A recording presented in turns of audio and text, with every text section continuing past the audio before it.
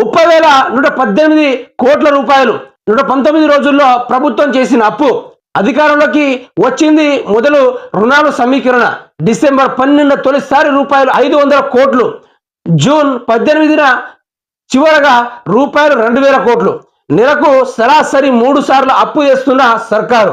RBI నుంచి రూపాయలు 27,118 కోట్లు. హార్కో రుణాలు 3,000 కోట్లు.